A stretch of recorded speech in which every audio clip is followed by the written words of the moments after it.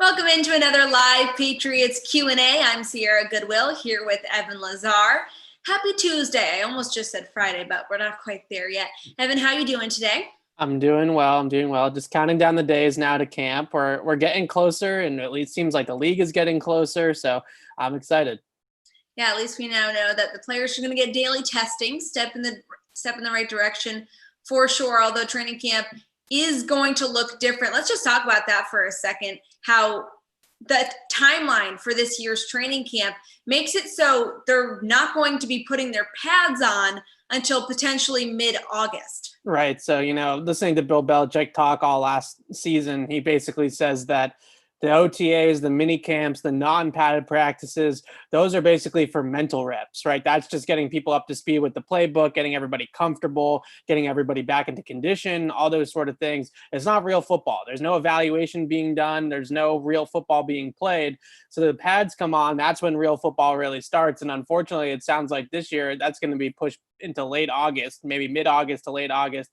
And odds are, in my mind, that the media will not be welcome to those padded practices because it's probably going to be a pretty short run up from that point to the regular season actually starting. So I think minicamp or training camp this year will look a lot like minicamp usually does in June, where we have a couple of days of sort of glorified OTAs. And that's really probably going to be the meat and bones of our coverage for training camp this year. Definitely different, but I guess we'll take what we can get. As always, drop your questions in the live chat and we'll answer as many as we can. Brady Anderson kicking things off here. Do you think the Patriots will sign Everson Griffin? He's a free agent, defensive end, edge rusher who has been linked to the Patriots as of late. Well, the Everson Griffin market is on hold right now because the Jadeveon Clowney market has not been finalized yet. So basically, there's a bunch of bodies at that edge defensive end position that are all being hung up right now because of Jadeveon Clowney. Until that shoe drops, it's kind of hard for then the guys behind him on the pecking order to then sign contracts. And I like Everson Griffin as a player, but in Minnesota, he really thrived in the 4-3 scheme as a 4-3 defensive end. Here in New England, is he an outside linebacker? Is he a D lineman in a 3-4? I'm not sure how he exactly fits in there. I do know that they had interest in him in the draft. I think it was 2012 he came out. They had a lot of interest in him in the draft. They ended up going elsewhere with that pick in the second round. But I think the biggest question is he really a scheme fit here? And is that something that they would be interested in to transition him to more of a hybrid player on the edge versus a guy that's solely putting his hand in the ground? I have a question here about rookie linebacker Anthony Jennings. Do you think he'll play middle or outside linebacker? Jennings is going to be the end of the line guy. He's going to play outside linebacker, edge defender, sort of in that Kyle Van Noy mold. He was really almost 99% of the time, I think it was on the line of scrimmage at Alabama. This is not a guy that played off the line or middle linebacker too often. So he's going to be an edge guy. He's really stout against the run. He's got a good frame to him and a good packs a mean punch with his hands. He's got great hand technique and all that kind of stuff. So he's looking at a strong side edge rusher role. I think that he can be productive in that role and maybe take some people by surprise. I think this guy's got really good technique and fundamentals, which is usually a good way to get into Bill Belichick's good graces. Well, we talked about the differences in the preseason this year, and Ashwin's question ties right back into that. How likely is it that the Patriots streak continues of signing an undrafted free agent breaks this season because of the lack of exposure that they will get in preseason? I feel for these undrafted guys a lot because it's basically saying that this year is going to be a punt year for undrafted guys. And it's sort of like the birth date lottery. You just happen to be born in the wrong year if you're these guys. And I think that that's really disappointing. It's obvious that it's the best course of action for everybody else in the league, but there isn't going to be any Gunnar Olszewski's or Jacoby Myerses or any of those guys this year. I just don't see it happening. I don't think that those guys are going to really have a great chance to make the roster. And my guess is because teams know that already, they may not even bring those guys to camp. It might be a situation where they say, we kind of know that we're not really going to be doing roster battles this year. We're not really going to be doing guys on the bubble and all that kind of stuff just because of how little padded practices they're going to have. So my guess is they probably know the 53, 60 guys maybe that they're going to invite to camp. Maybe they invite 60 guys instead of, the full 90 and they have a couple of spots there at the back end of the roster that are up for grabs that they can compete for in whatever camp we do have. But in all likelihood, I think it's next to a 0% chance that any undrafted rookie makes a team over a veteran this year, just because it's just way too difficult for an undrafted guy to learn the playbook, to be comfortable in the system, and to make an impression in such a little period of time. Probably only going to have about 2 weeks of actual padded practices. So good luck actually making an impression in that time. Ryan Sullivan wants to know if the Patriots still have a need for a blocking tight end. And if so, do you think that there's anyone available in free agency or on the trade block that they should look into? Well, I think this offense is going to be a little bit different than it has been in years past. So I don't think that the traditional inline wide tight end, like we've seen with Rob Gronkowski, who's essentially a sixth offensive lineman on the line of scrimmage, I don't know if that's really going to be their offense. I think their offense a lot of the time is going to be with Cam Newton in the shotgun formation, with guys in the backfield, H-backs, running backs, full house formations, that kind of stuff. More of like a veer or a triple option type of offense that you see in the college level. I think the Patriots are going to bring a little bit of that to the NFL. So I don't think that they're going to be that traditional power eye with the tight end on the line, knocking over the bowling bin, so to speak. I think it's going to be a little bit more smoke and mirrors than that. So I think that because of that, guys like Dalton Keene or Dan Vitale, I think those guys can block just well enough in that sort of role where it's going to be a lot of misdirection. It's going to be a lot of good angles for these blockers as well. Well, we know Cam Newton's on a 1-year deal full of incentives, but Brady wants to know if you think he could get an extension with the Patriots if he plays well and does what they ask of him. Well, honestly, when they first signed him, I thought there was no chance that the Patriots would extend Cam beyond this year. But when you get to know the guy a little bit more, he does work like a Patriot type player, and he does have that sort of Patriot mentality. And I wouldn't be surprised if they can get him at a reasonable price if they do extend him beyond this year if he plays well. I think the biggest problem that they're going to run into is what's Cam's priorities at that point, right? Because if he plays well, he's going to be looking at, franchise quarterback money somewhere in the $20 to $25 million range probably. And is that really what he's looking for? Is he looking to just cash out one more time before he hangs it up in a couple of years? Or is he looking to chase rings? Is he looking to build a team and have a team around him? Then maybe he does stay in New England for a little bit of a discount. But I think it's going to be tough to re-sign him if he plays well. But I don't think the Patriots have ruled out re-signing him if he does. Evan, did you see the Pro Football Talks preseason rankings coming? I did. Today? I did. They had the Patriots slated at number 4, which Wow. might have come as a little bit of a surprise to some people because that's higher than expected and 2 spots higher than Tom Brady and the Buccaneers. Do you think the Cam Newton signing alone is what has kind of changed the perspective around the league of the Patriots, who now are seen as the 4th best team in the NFL heading into the season? Absolutely. I think that what happened is that the Cam signing gave them a ceiling. It gave them a place where they could actually get to it now because of his talent, that they could win 11, 12 games this season versus where I think with Stidham, we were talking about it, after Brady left, 9, 10 wins is probably a great season with Jared Stidham as the starter for 16 games. Whereas now with Cam, you really have a much higher ceiling. So I think that's really the difference in Vegas too. I mean, Vegas now I think has the Patriots favored. Our friends at betonline.ag, I think that they have us favored the Patriots in the AFC East. And I know Pro Football Focus, they're kind of, what do you call it? Their simulations have the Patriots favored in the division as well. So I think that there's a lot of things looking at it positively that you can see. I think the one thing that holds me back about this team is that this defense, can it repeat what it did last year? Or are they going to have natural regression? It's kind of normal to have regression, right? Especially turnover regression.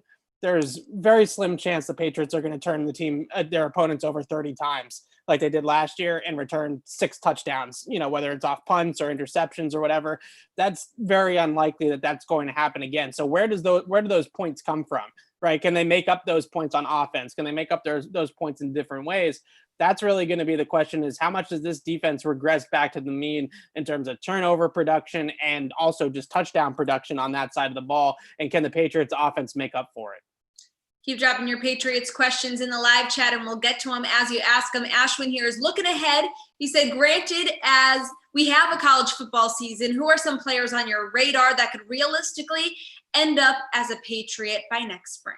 Realistically, I was going to say Trevor Lawrence, but if we're going to go realistically, I think the one guy that I look at a lot in college is Devante Smith from Alabama, who plays wide receiver for the Crimson Tide and was basically their best receiver last year. That means he was better than Henry Ruggs, better than Jerry Jeudy. That's better than Jalen Waddle. They have a really talented receiving core, and that guy, number 6 on Alabama, whenever they needed a first down, when it was 3rd and 8, when it was 3rd and 9, they needed that first down, they went to Smith. They didn't go to those other guys. They didn't go to those other first-round picks. So he, to me, is probably the most technically refined player that Alabama had there in that receiving core last year. And I would just absolutely love to see him here in New England as a guy that can truly separate and understands how to run routes and understands how to create separation with his route running and not necessarily just with physical tools. And I think that's something that the Patriots have missed the boat on with drafting receivers, guys like N'Keal Harry, Chad Jackson, Aaron Dobson. We've had a bad luck of just kind of drafting these size, speed, physical freaks, these prototypes, right? That you can kind of take as a ball of clay and mold. Patriots have struggled to mold those guys. So I'd love to see them get in here a technically sound receiver. I was pushing for Justin Jefferson last year. I think Devante Smith is going to be in that conversation again this year. We have a question over on Twitter. We touched on it earlier in this live stream, but do you think that the NFL and Players Association agreement on training camp protocols was a direct result of NFL stars using their voices this weekend to kind of share their concerns about how the league has been handling this whole situation? Well, the players, much to their credit, definitely put a lot of pressure on the league in the last week or so to make this right. But I think that the league, and I don't give the league very much any credit usually, and Roger Goodell especially, but you have to give the league owners and Goodell a little bit of credit this time, because I think that when they got back to the negotiation table over the weekend and on Monday, they sat down and they realized, all right, this is just the right thing to do from a humane perspective. This isn't even about money or football or anything like that. Just from a humane perspective, the right thing to do is to make sure everybody is safe and to test everybody and to have good protocols in place. And they actually did the right thing by the eyes of, whatever you want to, the higher power, right? And they looked down and they said, this is the way we should do it. And I was really impressed that they were able to do that. And I think that a lot of these things, like the elimination of preseason games, it sounds like the daily testing, those were jointly agreed upon. I don't think there was a ton of pushback from the league. I think it was more just organizing it all and figuring out how they were going to do it. I also know the big reason why they didn't want to do the daily testing is because they were very concerned about the public perception of taking tests away from the general public to give it to NFL football players instead. So they went and they did a kind of joint agreement with a local lab in New York, I believe it is, in the New England area, actually. And they decided that they're going to basically work overtime at the lab to test the NFL players while not taking away testing from the general public. So I think that was a big reason why too, is they wanted to make sure they actually needed the testing daily before they started stealing tests from everybody else. Well, we got some more Patriots related questions here. Do you think Kyle Duggar should be used more in the box or have more of a Jerron Harmon role? Well, I think that if they want to use him in the box, which I agree is probably going to be his long-term future in the NFL, just with the way the league is going. And the fact that really as a deep zone player, he's fast, but he's probably not that fast to be a full kind of center fielder ranging from, the middle of the field to sideline. So maybe they feel like he's better suited moving up to the line of scrimmage. But in this shortened off season and this year in particular, he's got all the training to play the deep part of the field and not necessarily playing closer to the line. That was really something that he did a lot down in Mobile at the Senior Bowl and the lead up to the draft, but not a ton at line or Ryan. So I wouldn't be surprised if they leave him at free safety for this season, just because that's really where he knows how to play more comfortably and where he's been his whole career once he moved over to safety. So I would say that maybe more of a Harmon role this year, but long term, I definitely see him more in that chunk sort of prototype. We have a question here. Do you think Mohamed Sanu becoming the number 1 receiver? I do think it would take a lot, obviously, for him to jump over both Julian Edelman and potentially N'Keal Harry. So what's the ceiling on Mohamed Sanu this season and what you expect for him in terms of growth? Right. I mean, ideally for the Patriots, Mohamed Sanu is not your number 1 wide receiver, right? Unless he somehow reinvents himself and becomes Randy Moss overnight. That's not really what the Patriots would want. I think with Sanu, what the Patriots want is a really solid number 2 or number 3 guy who's just a professional receiver at that spot, who's, when the ball's thrown his direction, is going to get open, is going to catch it, is going to make plays with it, but isn't necessarily the vocal point of your offense. And sort of like I think a great comparison for him is if we go back to that 2014 season, that Brandon LaFell year. That was a great year for that like number 2, number 3 guy who wasn't the go-to guy, but he was just on the periphery. And when they needed him to step up in a big moment, like in Baltimore in the divisional round or whatever it is, he made those big catches in those big spots. And I think that that's what they need out of Sanu. We have a question here. Do you think the Patriots defense will move to a 4-3 for this year or stay at a 3-4 because of the young linebacking core? I think that they'll stay at a 3-4. And I think the main reason why is because they don't have great depth right now on the defensive line. We've talked all year offseason about maybe being one short on that line of big bodied run stuffing types. So if you're already short there as it is in a 3-4, then putting an extra defensive lineman on the field in a 4-3 is probably not the answer. I think that Belichick really runs a hybrid front though that has elements of a 4-3 and a 3-4, as well as 2 gapping and kind of 1 gapping or a penetrating type of defense. So they do a little bit of everything. They do a little bit of both depending on the matchup, but I would say that it's probably going to still be a base 3-4. Is J.C. Jackson or Jason McCourty going to win the cornerback 2 spot? This is an interesting question because I think that J.C. Jackson's development is on such an upward trajectory that at some point you're going to have to give him regular snaps opposite of Gilmore to see if he can keep this up, right? Is he truly going to be this type of player that has this type of insane ball production, right? Where he's picking passes off all the time and where he's really playing the ball extremely well down the field. That's very, very helpful, obviously, for a defense, especially as for a boundary corner. But I think the issue is with JC is that he's always been a really good press man corner. But when they've changed up the scheme on him and had to play a little bit more zone, he's had a little bit more difficulty there. And Jason McCourty is the type of guy, you can play him in man, you can play him in zone, you can play him inside, you can play him outside. So he's got that versatility to him that I think JC Jackson's really just an outside press man corner. So I think that they'll still rotate those guys in and out a little bit, but I would love to see JC Jackson get some real great matchups this year and see what he can really do against some stud receivers. We kind of talked about this a little bit too, but a realistic win total for the Patriots this upcoming season before the Cam Newton signing, the pessimists were like 6 win total, 7 win total range, and the optimists were in that 9 to 10 win range. But I think things have shifted upwards for the Patriots since the Newton signing. Yeah, I would say I was around 8 or 9 before Newton signing. Now I'm probably 9, 10, 11, somewhere. I'll go 10 or 11. I would say that's a realistic sort of asking, price, I would say, for this year. The question I would definitely look into though is, with this season being the way that it is who has the advantage here? A team like the Patriots, you usually think would have an advantage because Belichick is so good at time management and planning these things out. And, he's been thinking about this all off season. How am I going to get the team ready in such a short period of time? He's been planning for this all year. Whereas other coaches in the league, I bet you are, not doing so much planning. So I think the question is does that benefit of having Belichick in this shortened year